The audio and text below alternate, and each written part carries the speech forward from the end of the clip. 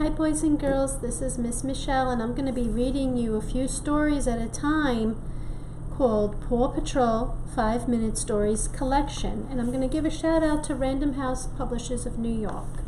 So the first story I'm going to read today is going to be Marshall to the Rescue.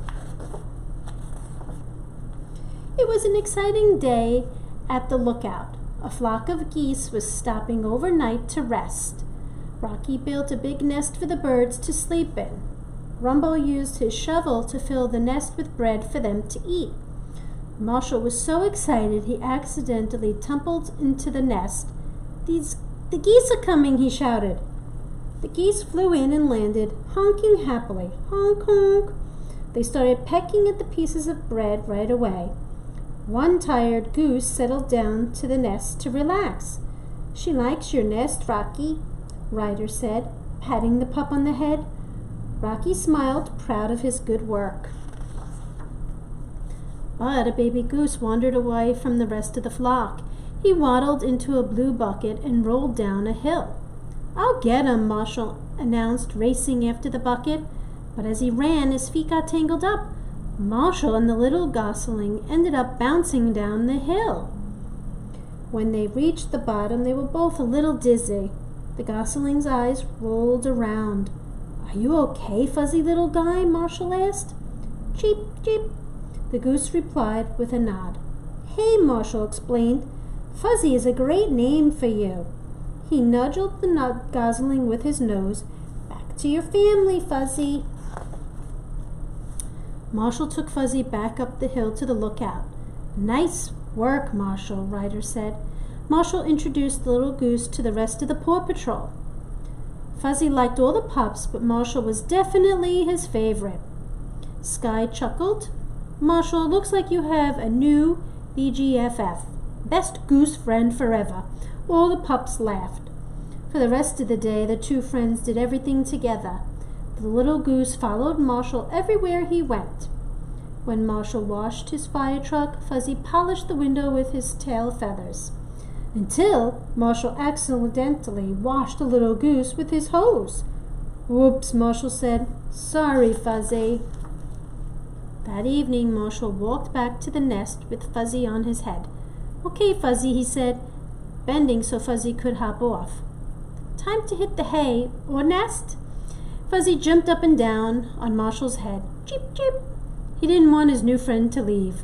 I suppose I could sleep out here, Marshall said. But just this once, he curled up and soon they were both asleep. First thing the next morning, while Marshall was still asleep, Fuzzy wandered off looking for food. He was hungry. When Marshall woke up, he looked around for his friend, and no Fuzzy. He called his name, but the goose didn't answer. Marshall ran to Ryder. Fuzzy is gone, he said. We have to find him before his flock leaves. Ryder called the Paw Patrol to the lookout. Our goose friends have to fly south for the winter, he explained, but they're missing one little goose. If we don't find Fuzzy fast, they'll have to leave without him. Chase, I need you to call Fuzzy with your megaphone.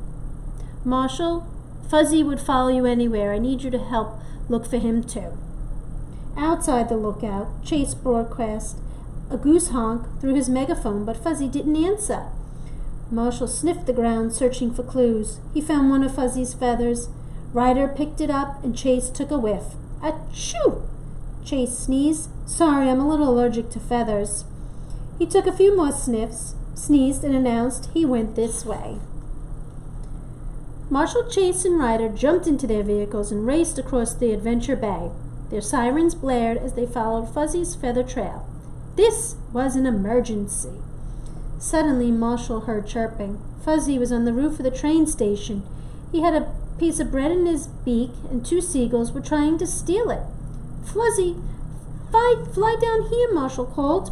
He can't, Ryder said. A plastic soda can ring is wrapped around his wing. Marshall, use your ladder to help get Fuzzy down. Marshall extended the ladder on his fire truck, which scared away the seagulls. He climbed up the ladder, but Fuzzy slipped on the edge of the roof and fell off. Use your helmet, Ryder cried. Marshall caught Fuzzy in his fire helmet. Sweet catch, Marshall, Ryder cheered. Now let's get this off you. Ryder said, carefully pulling his plastic ring from Fuzzy. He was free again. The gosling flapped his wings, flew into the air, and landed on Marshall's head. Marshall laughed. The Paw Patrol raced back to the lookout. They had to get there before Fuzzy's flock flew away. But they were too late. The geese had just left. Fuzzy would have to flap fast to catch up to them. Fuzzy didn't want to go, and Marshall didn't want him to leave either. The little gosling belongs with his family, Ryder said. Marshall agreed, and Ryder quickly came up with a plan to return Fuzzy to his flock. Let's take to the sky. Sky explained as her helicopter rose into the air, lifting Marshall in a harness.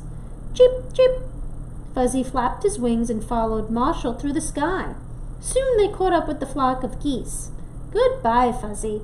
Marshall called as Fuzzy joined the flock. Have a safe flight, you silly goose. Back at the lookout, the pups played jump rope. You guys did an awesome job today, Ryder said. What a bunch of good pups. Marshall missed Fuzzy, but he knew his little friend would visit whenever his family flew overhead. Till then, Marshall had his some pup pals to keep him company. Well, look forward to the next story of Paw Patrol's collection of High Flying Sky. Thank you for listening to my story today. See you later. Bye.